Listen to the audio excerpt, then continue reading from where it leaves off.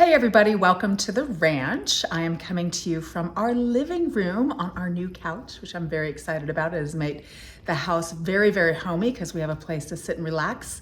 We are not officially moved in. We still have one thing to take care of before we can get our certificate of occupancy, and that is to get our porch railings put up.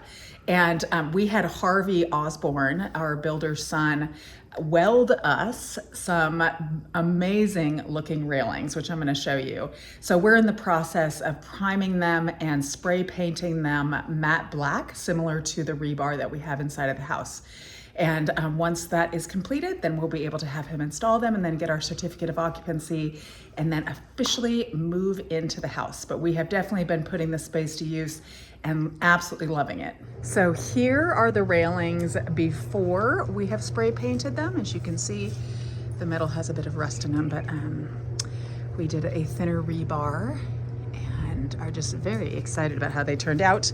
Over here is the spray painting section. So that's where each one is getting completed. It takes about 2.5 bottles of primer and of spray paint per section. So needless to say, we are going to be going through a lot of paint to get this done. But we have a couple that are done up on the deck, so I'm going to show you. Here are a few that are spray painted.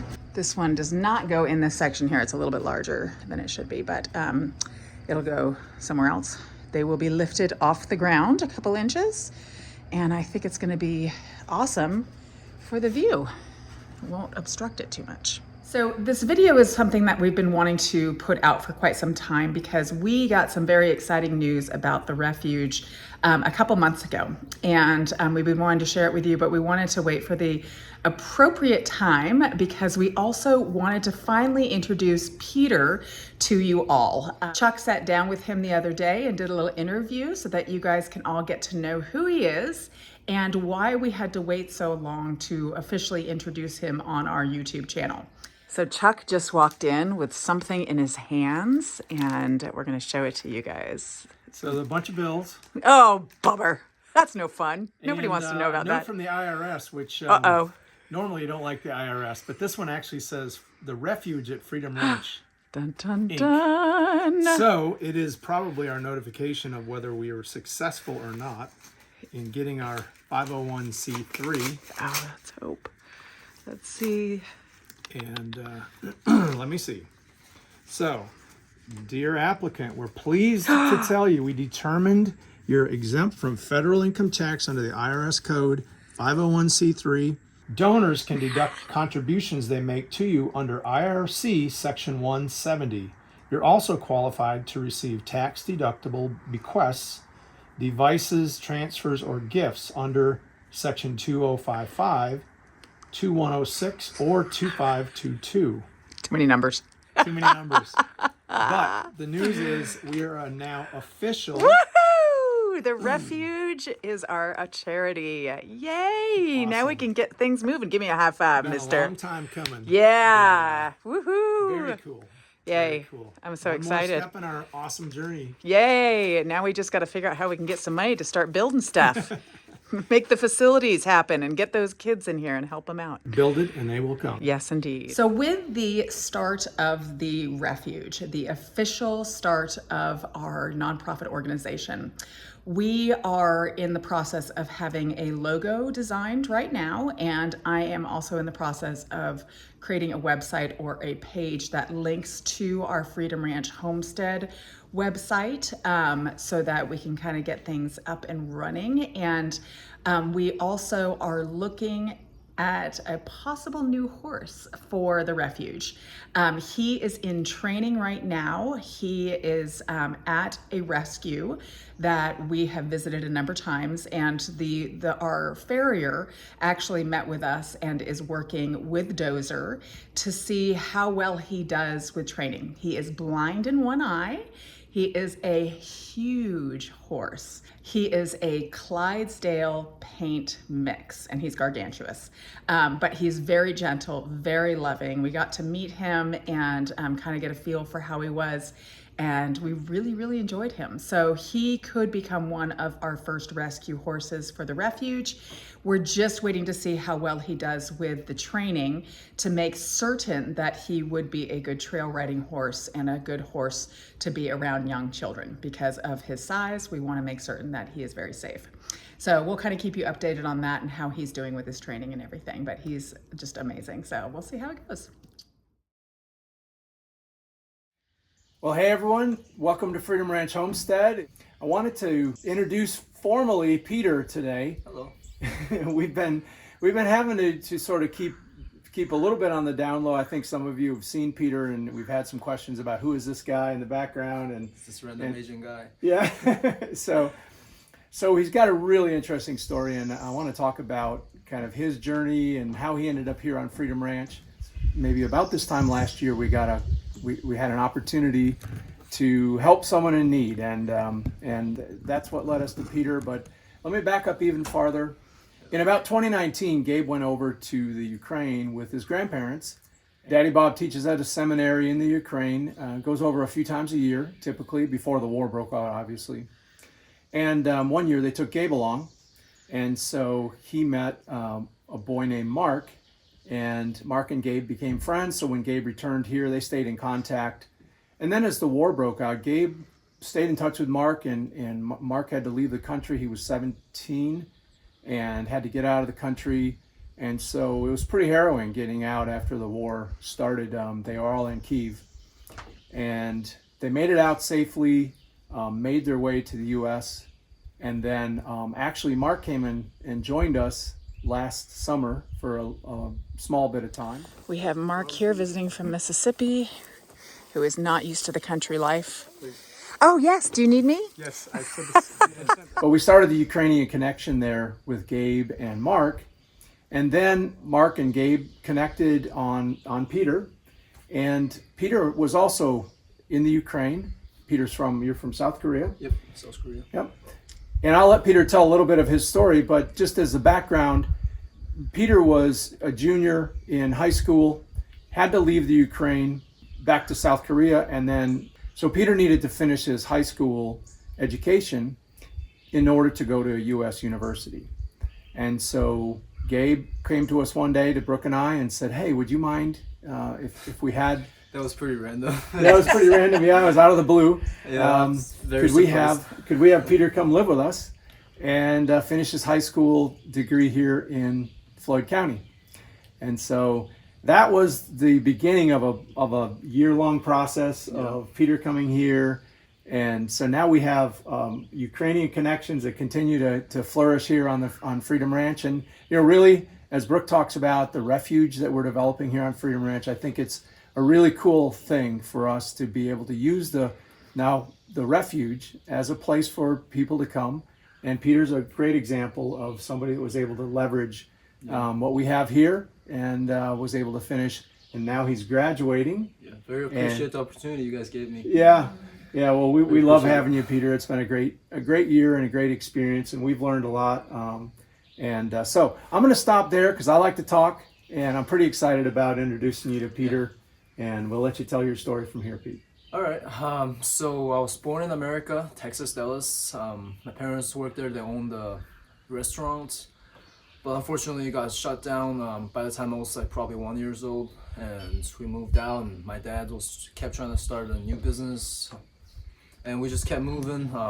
Lived in Korea about 2 years. Moved out when I was about 3 years old to China. I lived there for about 10 years-ish. Yeah, that's where I grew up, and he decided to start.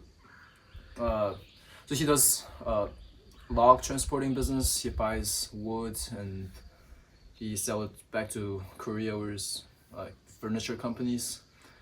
And there was a pretty rich area of woods next to the border of Ukraine and Russia, and that's where he started to think he's gonna work it. So our whole family moved there when I was in. Well, I was actually supposed to go into 10th grade, but since I went to an American school, didn't speak any English, I took a test, didn't qualify, so I started doing 8th grade, got 2 years below. That's why I'm almost turning 20 this year and still in high school. It's pretty sad, but yeah. That was a great opportunity. Only a 2-year trade-off for me to speak English like this now. And I've been only learning it for about 5 years by now. So yeah, got to Ukraine, and my dad was a friend with this one guy. He's a business partner with this one guy.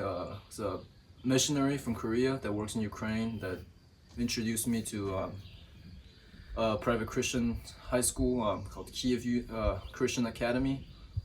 And I started going to school there, met a lot of great people, and able to experience Western culture a little more, and America has an idea of me coming here. That's because I met a lot of American people in that school, and that's probably the reason why I ended up being here.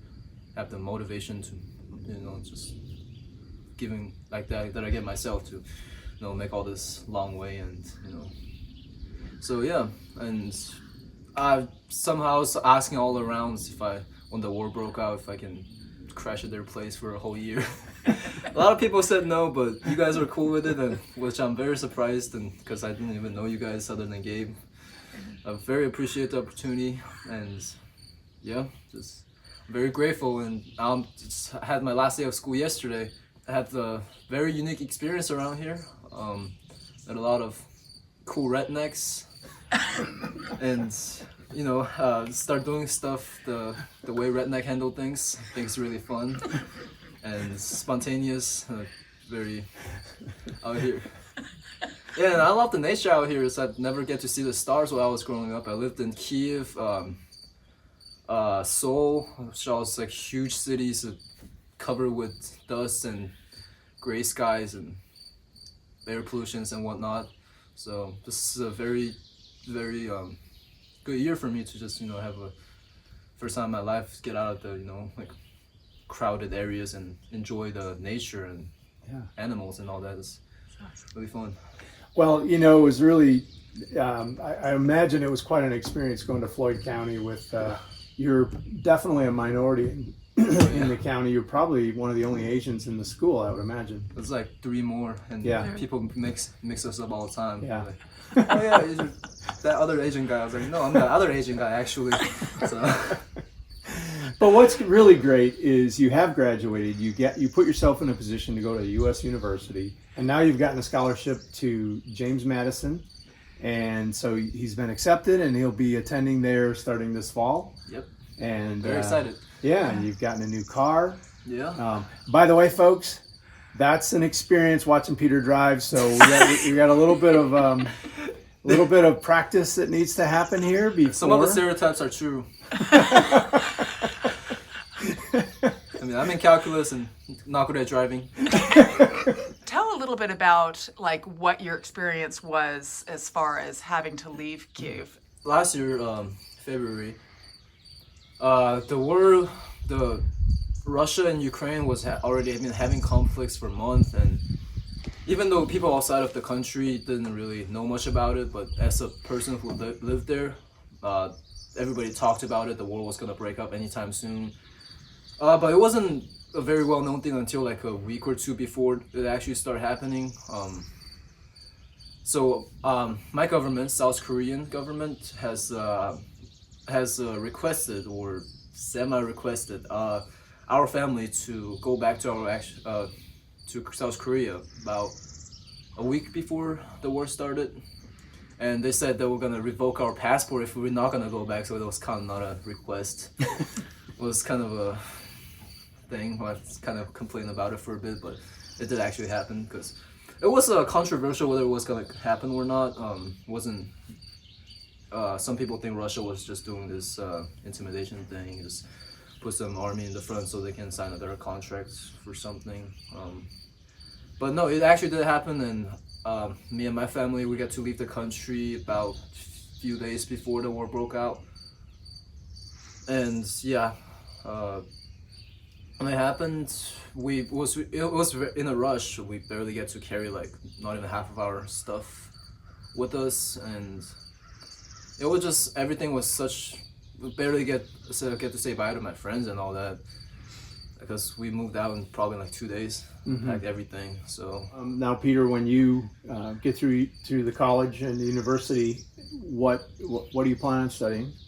I have already declared my major in finance, and the reason I chose finance is because I want to gain the genuine knowledge of business, but the other side of the business category should be a little harder for me because I'm more of a math type of student than a literature. So if I picked economy, for example, I've been pretty hard on the reading part.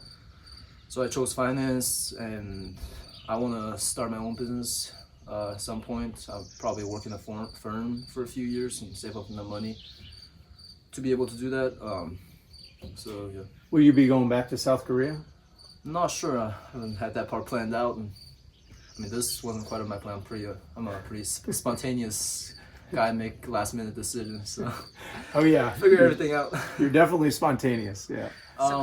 Also, my country, South Korea, it's mandatory that every male over the age of 18 has to attend military for 18 months training course, and if there's an active war going on, you have to attend while you're in service. So everybody gets a little exemption. Yep. Or for delaying. Right. Yeah. So if you're going to college, you have the official paper for it. You can either go after your sophomore year, take a gap in between for 18 months and go back to your college, or if you really need, you can do it after college. So I probably have to go back whatever, because I would like to keep my double citizenship, and going to the Korean military is gonna help me maintaining that. So I don't want to fight North Korea at some point, and it's my country, and I believe we should take over. We're one united country. We used to be, at least. So I think when the war break out, which it should. I think it's gonna happen sooner or later. We're gonna go on war, and one side's gonna win, which I would like to think is South Korea, since we got better equipment and all that. But yeah, I would like to serve for my country. And yeah, it's a crazy world. We don't know how fortunate we are not to have to live in a war zone, and the constant tension that you have on the North Korean South Korean border is got to be crazy. So to kind of wrap up, one of the things that we talked about was that we didn't talk about Peter during the videos, and he was in a number of them. And why? Why is that? Well, part of it is that he was living we have a yurt, as many of you know, and the qualifications, people that come out and look at the conditions that they live in, a yurt wasn't considered an acceptable place for Peter to live. So we didn't let him live in the yurt. We actually let him live in a shed up on top of the hill with Gabe. That is also probably would not be the most acceptable location as well. It's pretty acceptable for me. I mean, when I lived in Seoul, I had my own apartment. It was probably the size about I don't even know, 12 foot long and 4 foot width. Ceiling was probably about 7 foot. I lived there for about 2 months, and I had no complaints about it. And now I live in a place that's 20 times bigger than that, and the child service or whatever, which I'm not a child. I've been 18 ever since I got here. I don't know why I got into the program. It's my main complaint when I first got here, but Yeah. So initially we were approved. Peter was approved actually just to attend as a as an American citizen, yeah, because I'm a citizen. Yeah, I was Correct. born in the state, and I'm over 18. So we didn't think we were gonna have any problems, because everybody else has basically the same condition as me. Other than I didn't grow up here, that's about it. But Right, but you're an American citizen. Yeah. And so that alone should have qualified him to finish high school here.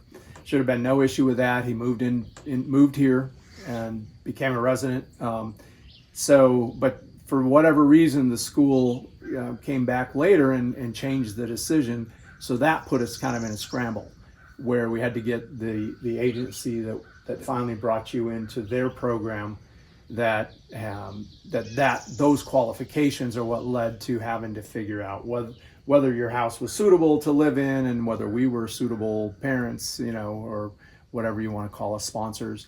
So anyway, went all through it. We live in an amazing place. We've got it all, figured out here, and it's just fine. But I get it. I get why they want to protect kids being brought in. I understand it at one level.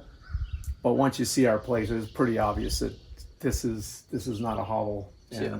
the yurt was pretty cool, and your shed's pretty cool. Yeah. For two, Gabe and you got to spend a year together, a little too close at times. But it's a good practice for going to college and having a dorm roommate. Yeah. And, and you guys became great friends in the process. So lifelong friends. And, we're really grateful that we had the opportunity to be able to help somebody in need and to really truly use the refuge here at Freedom Ranch to be something, a place for someone like you to come and help. And, it's one step in our journey as well. And so we're looking forward to helping others as we move forward as well. But anyway, Peter, Thank you guys so much. love having you here. And, we're really grateful that you were able to be part of our family for a year. Thank you. So, And for the rest of your life. you got it. Yeah, you're always welcome here. Thank you so much. And your friends. Yeah. So that's perfect. So- Thank you, Bye, you Peter. Right now, I just want to introduce you to a couple more of Peter's friends from the Ukraine. Right now, we'll talk just with Sid and David. I'm David. I'm from Odessa, and I don't even know how I got here. They were both going to the same school with me in Ukraine and become pretty good friends and never lost contacts through the year, even after the war happens. And now we all have a chance. Summer's everybody's done with school, and just thought it was a good idea to come down and visit me. So 22 hours. Sydney, you're in the U.S. now. You're in Oklahoma, right? Yeah, now I'm studying in Oklahoma. I just finished my sophomore year, but before that I was born and raised in Kiev, Ukraine. My parents were missionaries there, and so their work required them to move around a lot and be kind of like flexible with that. But in total I lived there for 15 years, and it was quite an experience. I met these guys towards the end of that, but it was awesome meeting them. It lasted throughout the distance and time, and still got family over there, and now the family's starting to we're fully American, but we're starting to, one sister married a Ukrainian man, and it's a good chance I'm going to marry my girlfriend. She's Ukrainian as well, so yeah, it's a good time. And you still have family back in Ukraine? Yeah, so my Relatives. dad is, he's still in Ukraine. My sister recently moved to Poland because she's had her third child, but for most of the duration of the war, my dad and my sister, who married a Ukrainian, have stayed in Kiev and been around the area trying to help however they can. And so, my dad's the last one still Okay. there. And I'm also heading back to Poland in like 2 weeks, and then I'm gonna be in Ukraine for like 2 months. And where are you in the U.S.? I'm in Ohio. And what are you doing there? I'm about to go into a trade union for welding. And how long are you going to be here? In America, like 5 years probably. Okay, very good. Well, welcome again. You got a couple visitors here. Mark's the only one missing. Mark's been here and stayed here as well. March. And, all right. Thanks, guys. Yeah, of course. So I'm also excited to let you guys know that Peter has officially graduated from high school, so he has met his goal. Peter Hansen Liu. Like Chuck said, he is going to be attending James Madison University in Harrisonburg, Virginia, come this fall. And as of yesterday, he is on his way back to South Korea to visit with his family for about 2 months to do a little work as well and make some money for school. And then he will be coming back to the ranch to stay a little while until school starts. And then, as we have told him, he is always welcome back here with his friends, and he's just part of our family now. It's been an amazing experience having him for the last year. He's a great young man, and we're very excited about his future and wishing the absolute best for him. So we love you, Peter. It is Peter's 19th birthday, and we are celebrating with a bonfire. A couple friends over. He is going to use the flamethrower for the first time. Just don't burn yourself. Chuck, watch out.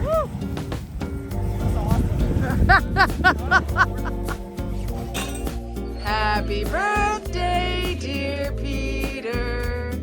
Happy birthday to you. Yay! Fabulous.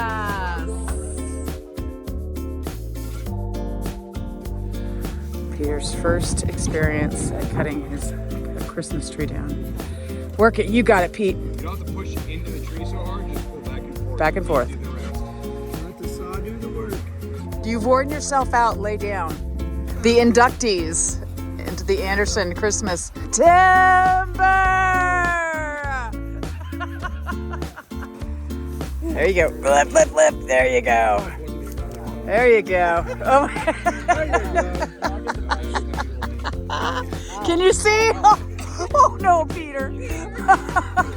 You okay? Peter's first decking of the tree. The star is up. Good job, gentlemen. Looks great. Back of my legs. I can really feel. I think my hairline hurts.